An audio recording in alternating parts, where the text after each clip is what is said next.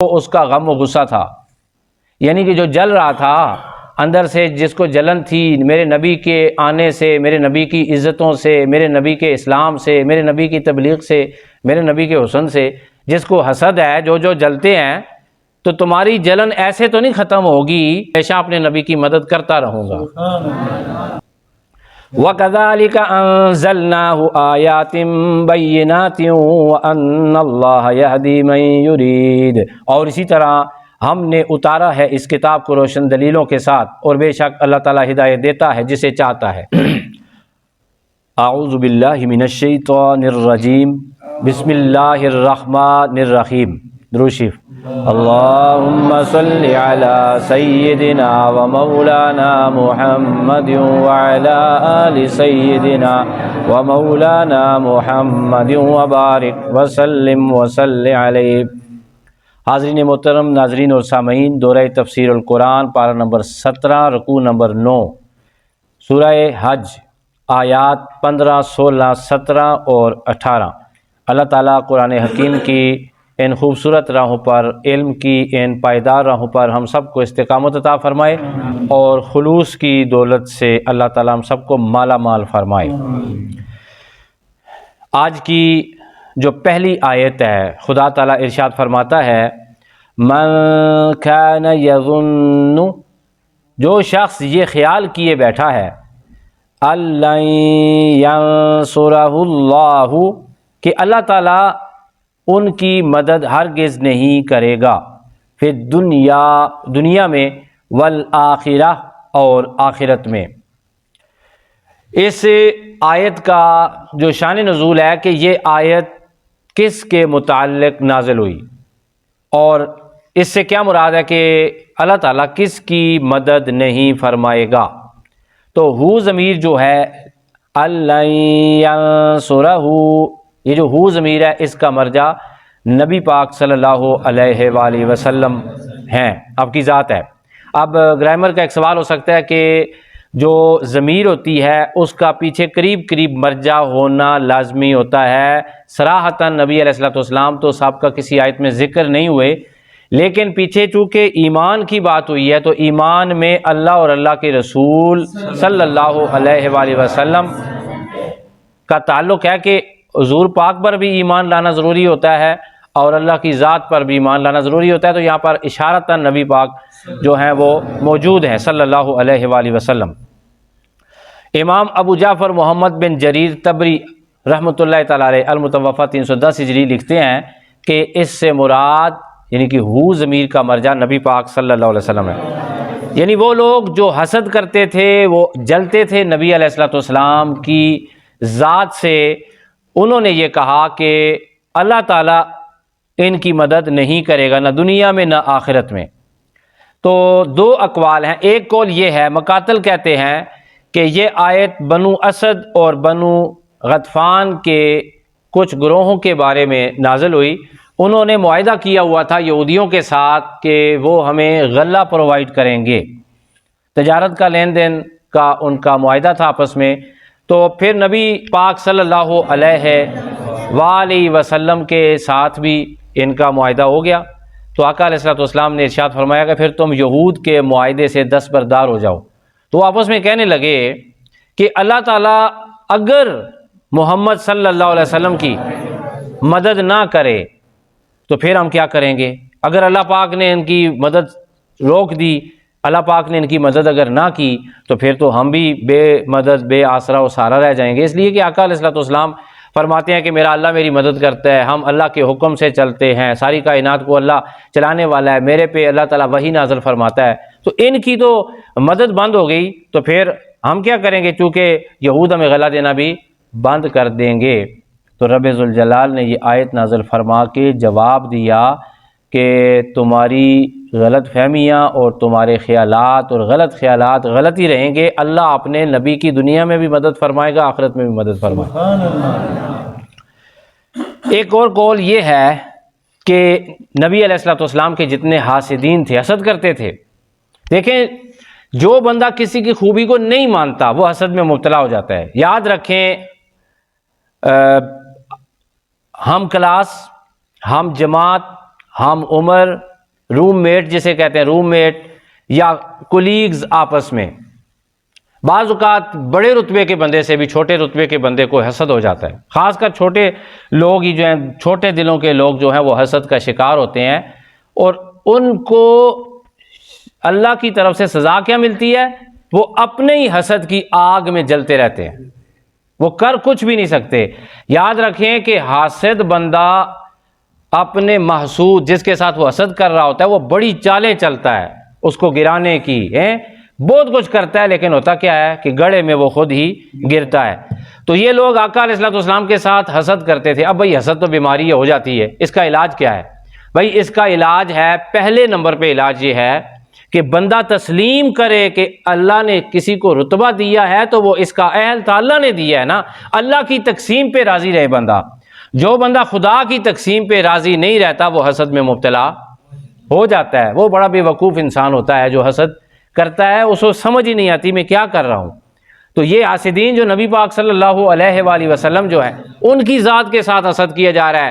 یہ دیکھیں کہ حضور کا مرتبہ اتنا بلند ہے کہ انسان کی آنکھ اسے دیکھ بھی نہیں سکتی، انسان کا دماغ اس کا احاطہ نہیں کر سکتا، لیکن حسد کر رہے ہیں کہ ان کو کیوں نبوت ملی ہے، ان کو کیوں اتنی عزت مل گئی ہے، ان کو اتنا بڑا رتبہ کیسے مل گیا ہے، ہمارے پاس وہی کیوں نہیں آئی ہے۔ بہرحال کچھ لوگ ایسے تھے نا جن کی چودراہٹ خراب ہو رہی تھی، تو انہیں بھی نبی پاک صلی اللہ علیہ وسلم سے حسد ہو گیا۔ وہ یہ سوچتے تھے اب اللہ پاک ان سے ناراض ہو جائے گا، اللہ تعالیٰ بس ان کی مدد اب نہیں کرے گا، ان کا اللہ ان سے جو ہے وہ دور ہو جائے گا، الیاذ باللہ۔ اور استغفر اللہ، کچھ لوگ یہ سوچ رہے تھے اگر نبی پاک صلی اللہ علیہ وسلم دنیا سے اٹھ گئے تو پھر ان کا دین شین بجھ جائے گا، سارا ختم ہو جائے گا۔ اللہ نے فرمایا دن گزرے گا، لمحہ گزرے گا، زمانہ گزرے گا، جوں جوں آگے وقت ہوگا میرے نبی کی عزت میں اضافہ بھی میں ہی کروں گا، اور اسلام بھی بڑھتا چلا جائے گا۔ اچھا، اللہ تعالیٰ نے تو یہ کیفیت بیان کی کہ وہ بندہ جو گواہ کیے بیٹھا ہے کہ اللہ تعالیٰ ہرگز مدد نہیں فرمائے گا ان کی، یعنی کس کی؟ نبی پاک صلی اللہ علیہ وآلہ وسلم کی۔ اللہ پاک نے جواب کیا دیا؟ فَلْيَمْدُدْ، اسے چاہیے کہ وہ لٹک جائے۔ وہ بندہ جو حضور سے حسد کرتا ہے اسے کیا چاہیے؟ فَلْيَمْدُدْ، اسے چاہیے کہ وہ لٹک جائے، بِسَبَبٍ، ایک رسی کے ساتھ، إِلَى السَّمَاءِ، اونچی جگہ سے، چھت سے یا آسمان سے، یعنی کہ وہ بندہ رسی لگائے، آسمان سے لٹک جائے، چھت سے لٹک جائے، یا کسی بلند جگہ سے لٹک جائے، اپنے گلے میں رسی ڈال کے جھول جائے، ٹھیک ہے۔ ثُمَّ لْيَقْطَعْ، پھر اس پھندے کو کاٹ دے، پھر اس پھندے کو اللہ کہہ رہا ہے کہ رسی کو کاٹ دے۔ اللہ فرماتا ہے فَلْيَنظُرْ، پھر اسے چاہیے کہ وہ دیکھے، هَلْ يُذْهِبَنَّ، کہ چلا گیا ہے، كَيْدُهُ، اور اس کی اس تدبیر سے، مَا يَغِيظ، جو اس کا غم و غصہ تھا، یعنی کہ جو جل رہا تھا اندر سے، جس کو جلن تھی میرے نبی کے آنے سے، میرے نبی کی عزتوں سے، میرے نبی کے اسلام سے، میرے نبی کی تبلیغ سے، میرے نبی کے حسن سے، جس کو حسد ہے، جو جلتے ہیں، تو تمہاری جلن ایسے تو نہیں ختم ہوگی کہ تم جو سوچ رہے ہو وہ پورا ہو جائے۔ میں تو اپنے نبی کی مدد کروں گا، دنیا میں بھی کروں گا، آخرت میں بھی کروں گا۔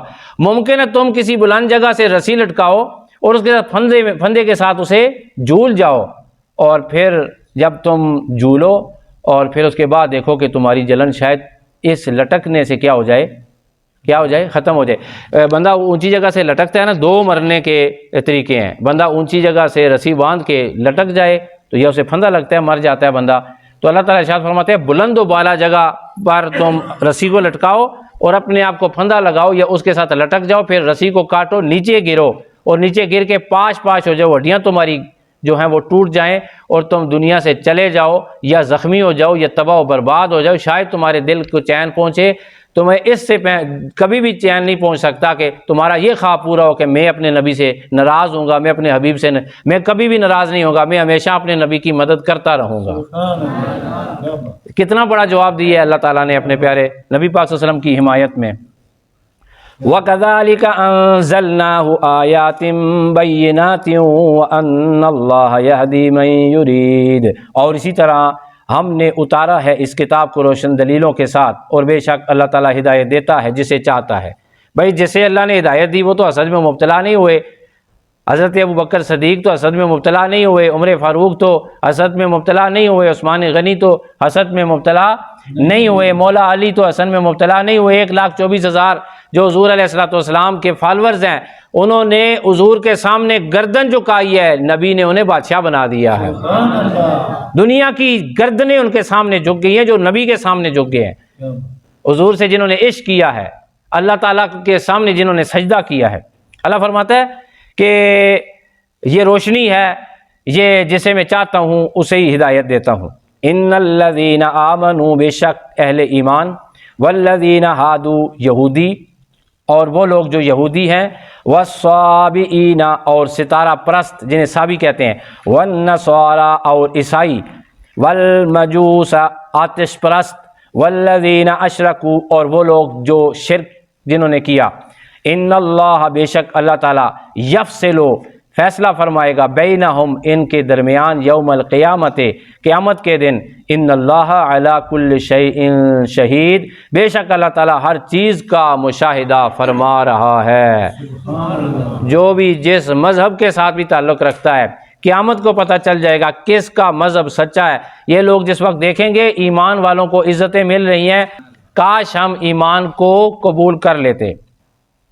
الم تر ان اللہ، کیا آپ نے نہیں دیکھا بے شک اللہ تعالیٰ یسجد لہو سجدہ کر رہی ہے اسی کو، من فی السماوات ہر چیز جو آسمانوں میں ہے، ومن فی الارض اور جو زمین میں ہے، والشمس سورج بھی، والقمر چاند بھی، والنجوم ستارے بھی، والجبال پہاڑ بھی، والشجر درخت بھی، والدواب چوپائے بھی، وکثیر من الناس اور بہت سے انسان بھی، وکثیر اور بہت سے لوگ ایسے ہیں، حق کا جن پر مقرر ہو چکا ہے علیہ العذاب ان پر عذاب، وکثیر حق علیہ العذاب اور بہت سے لوگ ایسے بھی ہیں جن پر عذاب مقرر ہو چکا ہے۔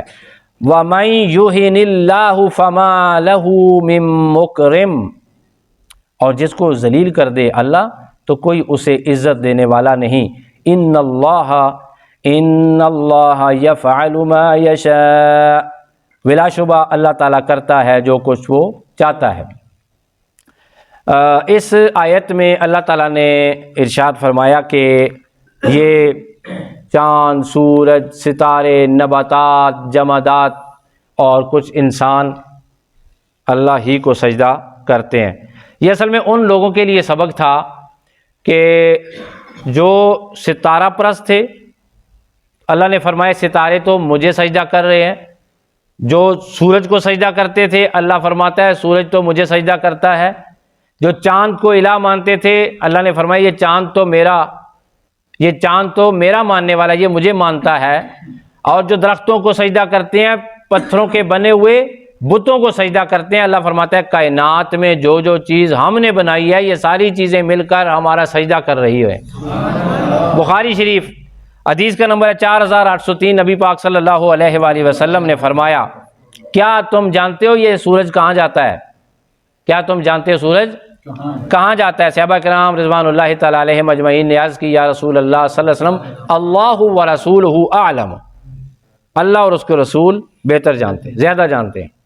نبی پاک صلی اللہ علیہ وآلہ وسلم نے ارشاد فرمایا، یہ چلتا رہتا ہے، جب اپنی منزل پر پہنچتا ہے تو خدا کی بارگاہ میں عرش کے نیچے سجدے میں گر پڑتا ہے، پھر وہاں سجدے میں گرا رہتا ہے، پھر اسے وہاں سے حکم ہوتا ہے کہ بلند ہو اور پھر طلوع ہو، پھر یہ مشرق سے دوبارہ طلوع ہو جاتا ہے۔ پھر نبی پاک صلی اللہ علیہ وآلہ وسلم نے ارشاد فرمایا کہ یہ اسی طرح اپنے راستوں پہ چلتا رہتا ہے، پھر ایک وقت آئے گا اسی طرح یہ اپنے مقرر منزل تک پہنچ کر اللہ کی بارگاہ میں عرش کے نیچے سجدے میں گر پڑے گا۔ اللہ تعالیٰ اسے حکم ارشاد فرمائے گا کہ بلند ہو اور جہاں غروب ہوا تھا وہیں سے طلوع ہو، پھر قیامت آ جائے گی۔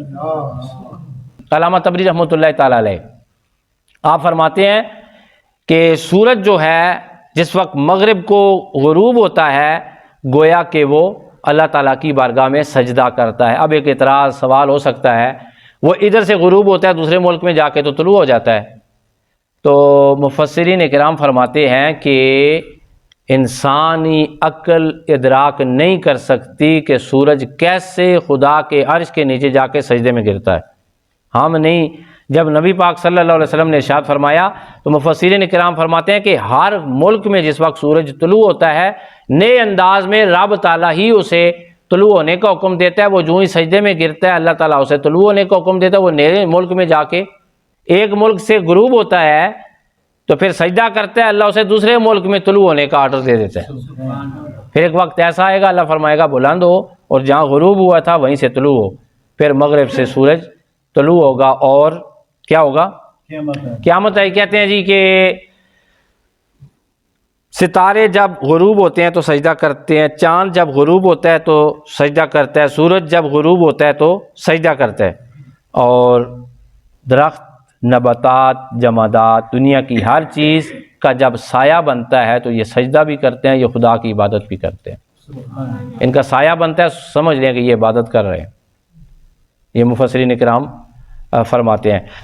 عزیز دوستو, آج کے سبق سے ہم نے پہلا سبق جو سیکھا ہے وہ یہ ہے کہ ہمیں حسد میں مبتلا ہونے کی ضرورت نہیں ہے. حسد ہو جاتا ہے, اچھی بات بھی ہے, اس کو بندہ رشک بنا لے کہ بندہ ایک کلاس فیلو ہے, فرسٹ آ گیا ہے, تو وہ کیا کرے؟ محنت شروع کرے. حسد کا علاج ہے بھائی, ایک علاج تو یہ ہے کہ تسلیم کریں کہ اگلے نے محنت کی ہے, اللہ تعالیٰ نے تقسیم کی ہے, اللہ کی تقسیم پہ راضی, اگلے کی صلاحیت کو مانے کہ بھائی اس کو اللہ نے صلاحیت دی ہے, یہ صلاحیت والا ہے اس لیے مجھ سے آگے نکل گیا ہے. دو چیزیں. تیسرے نمبر پہ حضور نے فرمایا اپنے ہاتھ ملاؤ. جو بندہ کسی دوسرے کے ساتھ ہاتھ ملاتا رہتا ہے اللہ تعالیٰ اس کے دل کو اس کے بارے میں صاف فرماتا رہتا ہے. ٹھیک ہے. اور چوتھا علاج یہ ہے کہ بندہ محنت شروع کرے تو اللہ تعالیٰ اسے جس کے ساتھ وہ حسد کر رہا ہے اس سے بھی آگے منزلیں عطا فرمائے گا. وآخر دعوانا الحمدللہ رب العالمین.